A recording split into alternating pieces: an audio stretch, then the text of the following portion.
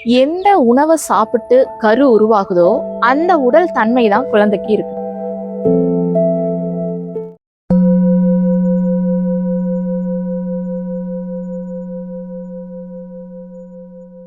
வணக்கம், நான் உங்க சித்த மருத்துவர் இனியா பிரியதர்ஷினி. பொதுவா கப உடல்னு சொல்லக்கூடியவங்க குளிர்ச்சி தன்மையோட, அதாவது நீர் தத்துவம் நிறைஞ்சு இருக்கும். அவங்களுக்கு நீரினுடைய தன்மை அதிகமா இருக்கும் அவங்களுடைய உடல்ல. அதனால பாடி கூலிங்கா இருக்கும், அடிக்கடி சளி பிடிக்கும். இவங்களுடைய உடல் தன்மை எப்படி இருக்கும் அப்படின்னா, பாக்குறதுக்கு நல்லா ஹைட் வெயிட்டா இருப்பாங்க, மசில்ஸ் எல்லாம் நிறைய இருக்கும், நல்ல ஒரு சப்பியா இருப்பாங்க, ஃபேரா இருப்பாங்க, நல்ல ஃபேரா இருப்பாங்க. அவங்களுடைய ஷோல்டர்லாம் நல்லா ப்ராடா இருக்கும், ஸ்கின் நல்லா சாஃப்டா க்ளோயிங்கா பிரைட்டா இருக்கும். நெத்திலாம் பார்த்தோம்னா அவங்களுக்கு நல்ல ப்ராடா இருக்கும், ரொம்ப அகன்று பெருசா இருக்கும் அவங்களுடைய நெத்தி. அதே போல கண்களும் பார்த்தோம் அப்படின்னா நல்ல அகன்று விரிஞ்சு நல்ல க்ளோயிங்கா ஒரு மாதிரி தேஜஸா, கண்ணு பார்த்தாலே ஒரு மாதிரி பிரைட்டா இருக்குன்னு சொல்லுவோம் இல்லையா, ஸோ அந்த மாதிரி ரொம்ப தெளிவா இருக்கும் அவங்களுக்கு. அதே போல ஐப்ரோஸும் பார்த்தோம் அப்படின்னா நல்ல ப்ராடா இருக்கும், ஒரு மாதிரி ஷைனிங்கா இருக்கும். அவங்களுடைய நடை பார்த்தோம் அப்படின்னா யானை நடைன்னு சொல்லுவாங்க சித்த மருத்துவத்துல.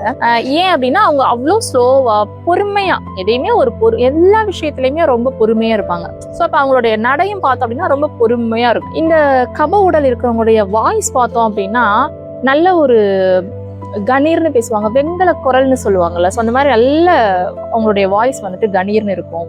சாப்பாடு நிறைய சாப்பிட மாட்டாங்க, ஆனா அவங்களுடைய வன்மை, உடல் வன்மை பார்த்தோம்னா நல்ல ஸ்ட்ராங்கா இருப்பாங்க. அதே போல பசி, தாகம், மென்டலா ஒரு கஷ்டம் வருது, ஒரு துயரம், பயம், இப்போ ஒரு சூடு படுது அப்படின்னா அந்த ஒரு விஷயம், இது எல்லாத்தையுமே ஒரு பொறுத்துக்கிற ஒரு தன்மை வந்துட்டு அவங்க கிட்ட இருக்கு.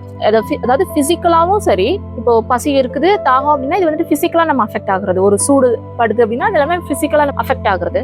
இதே நம்ம மென்டலி அஃபெக்ட் ஆகுறோம், ஒரு கஷ்டம் வருது அப்படின்னா அதை நினைச்சு வருத்தப்படுறதோ இல்ல ஒரு விஷயத்த நினைச்சு பயப்படுறதோ இது எதுவுமே இருக்க மாட்டாங்க. ரெண்டையுமே ரொம்ப பொறுமையா அதை வந்துட்டு தாங்கிக்கிற பக்குவம் வந்துட்டு அவங்களுக்கு இருக்கும். எவ்வளவு அடிச்சாலும் தாங்குறாண்டா அப்படின்னு சொல்லுவோம் இல்லையா, சோ அந்த மாதிரி டைப் தான் கப உடல். அவங்களுடைய மைண்ட் பார்த்தோம் அப்படின்னா ரொம்ப பொறுமை, நம்பிக்கை, ஒரு ரொம்ப ஸ்ட்ராங்கா உறுதியா இருப்பாங்க. சரி, இப்போ நமக்கு இந்த வாத உடல், பித்த உடல், கப உடல் இது எல்லாமே எப்படி உருவாகுது அப்படின்னா உணவுகள் மூலியமா தான் உருவாகுது. அதாவது வாதத்தை அதிகரிக்கக்கூடிய உணவுகளையோ, பித்தத்தை அதிகரிக்கக்கூடிய உணவுகள், கபத்தை அதிகரிக்கக்கூடிய உணவுகள், இப்படி எந்த தன்மையுடைய உணவுகளை ஒரு தாய் எடுக்கும் போது அந்த கரு உருவாகுதோ அந்த குழந்தை, அந்த கரு, அந்த குழந்தை அந்த உடல் தன்மையை அடையுது. இப்போ இந்த வாத உடல்னா எப்படி இருப்பாங்க, அவங்களுடைய உடல் தன்மை எப்படி இருக்கும், அவங்களோட கேரக்டர் எப்படி இருக்கும், மென்டலி அவங்க எப்படி இருப்பாங்க, அதே மாதிரி பித்த உடல் எப்படி இருக்கும், கப உடல் எப்படி இருக்கும்ன்ற டைப்ஸை நம்ம பார்த்தோம்.